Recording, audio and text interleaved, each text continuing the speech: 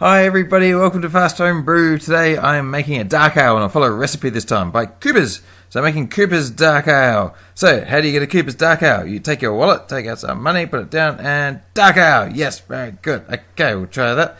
Very nice. Or you can go to their website and get the recipe and they say you put these two together. That's a Cooper's Australian ale kit and a dark liquid malt, and you put them together and you get something closely approximating that. So let's get into these cans. The first thing we do is take the labels off because we get them in the sink so that we can soften them up, make the goop inside easier to pour out of them. So I'll just let them sit there in the hot water for a minute. And oh yeah, here's something I usually skip over. I'm cleaning my fermenter. I often show me sanitizing it, but you've also got to clean it beforehand. So give it a bit of a scrub, make sure it's a nice clean fermenter, do the cleaning dance, and check it for spots, and it's squeaky clean. So here I am sanitizing now with some star sand, saying hi to the dog, and that goes into, use that for the rest of it. Don't forget the tap. Everything's nice and clean, nice and sanitized, ready for beer. So out comes the pale ale kit. I'll just take the lid off and pour it in, and it pours nice and good. So that's pretty good. Now I'm pouring hot, nearly boiling water in there. What that does is get the last bits out, and the lid goes on, so it just sits there for a bit. So while that's happening, there's also 200 grams of just regular sugar. I'm using dextrose in this recipe, so 200 grams of dextrose. Normally I wouldn't put sugar in it because it adds a bit of a cidery taste, or it can. Such a rich brew probably won't make a difference, so I'm just following the recipe. So in that goes, and that's the rest of the pale tin going in with the hot water being poured out. I'll give it a bit of a stir.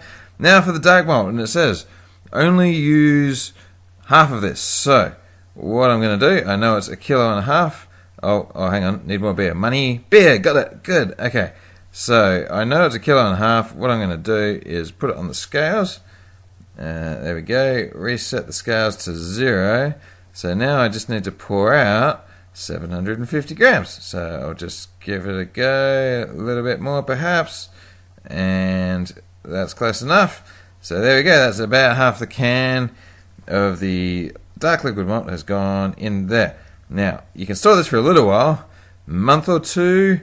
It helps if you put it in a smaller container so there's almost no air, but I'll just put that in the fridge. Maybe I'll use it.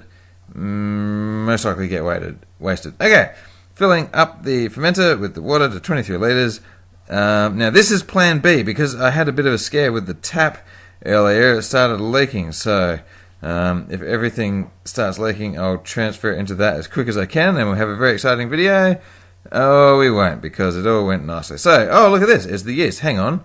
What manner of devil yeast is this? Well, this is a 6-pack of Cooper's Pale Ale. Very good. And it turns out you can bring the yeast back to life. So, being very careful not to disturb the bottle, I pour it very gently into my glass, like so. And then you leave like just a couple of centimeters in the bottom. And then you get to drink it. So there we go, number 1. And then you get to have another one, because one's not enough.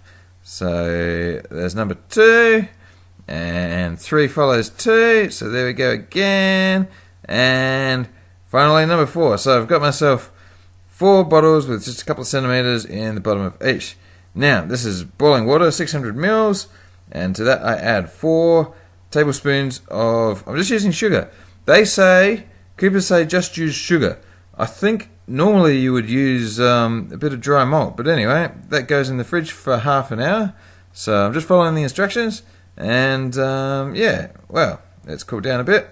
Pour it kind of evenly into these bottles so that none of them get jealous of the other bottles having a bit more.